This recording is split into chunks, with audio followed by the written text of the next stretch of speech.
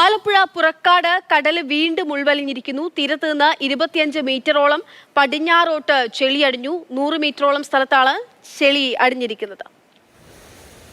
എവിടെ ക്ഷാര വരുന്നുണ്ട്. അവിടെ ഇതുപോലെ ഈ മാരം കുംഭം മീനമാസം കാലഘട്ടങ്ങളിൽ ഇതുപോലെ ഈ വേലിയേറ്റം ഉണ്ടായ ആ ക്ഷാരപ്പാട്ടിൽ ഈ ഉൾക്കടലിൽ കിടക്കുന്ന ചേറ് തിരയിൽ ഈ ക്ഷാരപ്പാട് കര അടിഞ്ഞു കയറാറുണ്ട്.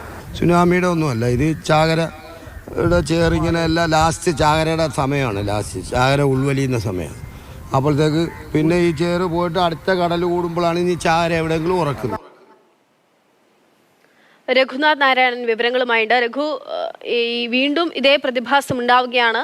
അന്ന് ഒരാശങ്കയോടെയുള്ള പ്രതികരണമൊക്കെയാണ് കേട്ടതെങ്കിൽ ഇപ്പോൾ ആളുകൾ സംസാരിക്കുന്ന വലിയ ആശ്വാസത്തിലാണ്. അവർ എന്തുകൊണ്ടെന്ന് അവിടെ താമസിച്ചതിന്റെ അനുഭവത്തിൽ അവർ പറയുകയും ചെയ്യുന്നുണ്ട്. എന്താണ് സംഭവം? എത്ര മീറ്ററോളം സ്ഥലത്ത് ഈ പ്രതിഭാസം ഉണ്ടായിട്ടുണ്ട് നിലവിൽ?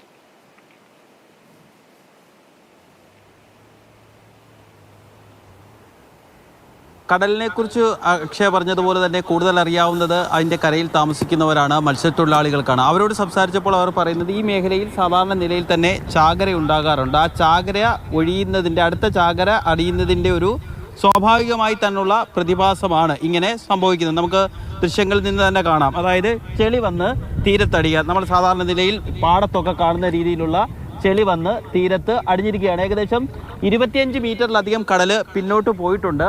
ഒരു 50 മീറ്ററോളം ദൂരത്തിൽ ഈ പ്രതിഭാസമുണ്ട്. അതുകൊണ്ട് ഈ മത്സ്യത്തൊഴിലാളികൾക്കൊരു ബുദ്ധിമുട്ടുണ്ട്. കാരണം നമുക്ക് ആ ദൃശ്യങ്ങൾ അവിടെ കാണാം. വള്ളമൊക്കെ വന്ന് ഈ ചേറിൽ അടിഞ്ഞിരിക്കുകയാണ് എന്ന് മാത്രവുമല്ല, ചെറിയ വള്ളങ്ങൾക്ക് പോലും കരയിലേക്ക് കയറി വരാൻ പറ്റാത്തൊരു സ്ഥിതിവിശേഷമാണുള്ളത്. പക്ഷേ ഇത് കടലിൻ്റെ ഒരു പ്രക്രിയയാണ്.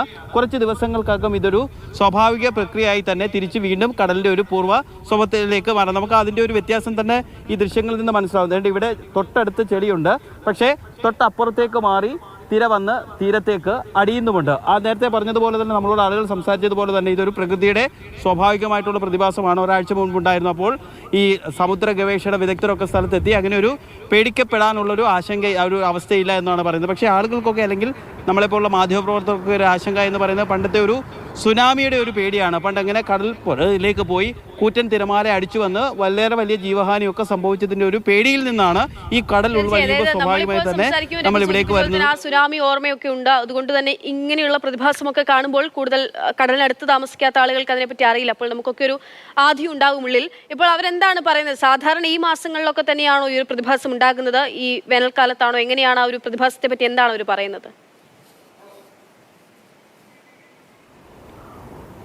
അതെ, ഈ മലയാളം കുംഭം മീനം മാസത്തിലാണ് ഇത്തരത്തിലുള്ള ഒരു പ്രതിഭാസം ഉണ്ടാകുന്നത് എന്നുള്ളതാണ് ഈ കരയിൽ താമസിക്കുന്ന മത്സ്യത്തൊഴിലാളികൾ പറയുന്നത്. മുൻപ്, അതായത് ഒരു 10-15 വർഷങ്ങൾക്ക് മുൻപ് ഇത് സ്വാഭാവികമായി തന്നെ ഇവിടെ ഇങ്ങനെ ഉണ്ടാകാറുണ്ട്. കാരണം ചാകര പ്രദേശമാണ്. നമുക്ക് ഈ ചാകര എന്ന് പറയുമ്പോൾ ഇത്തരത്തിൽ വന്ന് ചെളി അടിഞ്ഞ് തിര ഉണ്ടാവില്ല. നമുക്ക് ആ ദൃശ്യങ്ങളിൽ നിന്ന് തന്നെ വ്യക്തമാണ്. നമ്മളിങ്ങനെ ഒരു നൂല് പിടിച്ചൊരു, അല്ലെങ്കിൽ സ്കെയിൽ വെച്ചൊരു വര ഇട്ടാൽ ആ തിര വന്ന് അവിടെ അങ്ങ് അടിഞ്ഞ് ഇല്ലാണ്ടാകുന്നു. നമുക്ക് ദൃശ്യങ്ങളിൽ നിന്ന് മനസ്സിലാവുമെന്ന് തോന്നുന്നു. ആ തിര വരുന്നു, തീരത്തോടടുക്കുമ്പോൾ തിര ഇല്ലാതാവുന്നു. അതാണ് ചാകര എന്നുള്ളൊരു പ്രതിഭാസം. അപ്പോൾ ആ മത്സ്യത്തൊഴിലാളികൾക്ക് വേഗത്തിൽ മീൻ പിടിക്കാൻ വേണ്ടി വയ്ക്കും. ഇങ്ങനെ ചെളി വന്ന് അടിഞ്ഞ് തിര ഇല്ലാതാകുന്ന ഒരു പ്രതിഭാസമാണ് ഉണ്ടാകാറുള്ളത്. അത് സ്വാഭാവികമായി തന്നെ ഉണ്ടാകാറുള്ളതാണ്. അത് പക്ഷേ ഞാൻ പറഞ്ഞതുപോലെ ഈ സുനാമിക്കൊക്കെ ശേഷമാണ് ഇത് വലിയൊരു ആശങ്ക. ഈ സുനാമിയോടുകൂടി ചില ഈ ഏരിയയിലൊക്കെ, ഈ മേഖലയിലൊക്കെ, ഈ ചാകരയിലൊക്കെ വലിയ വ്യത്യാസമൊക്കെ വന്നിരുന്നു. പക്ഷേ വീണ്ടും ആ ഒരു പ്രകൃതി അതിൻ്റെ ഒരു സ്വാഭാവികത വീണ്ടെടുക്കുന്നതിനെ തുടർന്നാണ് ഇത്തരത്തിൽ സംഭവിക്കുന്നത് എന്നുള്ളതാണ് അനുഭവ സമ്പത്തുള്ള മത്സ്യത്തൊഴിലാളികൾ പറയുന്നത്. പക്ഷേ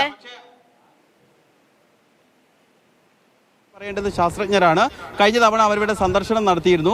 അത് സ്വാഭാവികമായി തന്നെ കടലിൽ ഉണ്ടാകുന്ന മാറ്റത്തിന്റെ ഭാഗമായി ഉണ്ടാകുന്ന ചില അനുകൂലവും പ്രതികൂലവുമായ മാറ്റങ്ങളാണ് ഇത്തരത്തിലുള്ളൊരു പ്രക്രിയയ്ക്ക് കാരണം എന്നുള്ളതാണ് അവർ നൽകിയ വിശദീകരണം.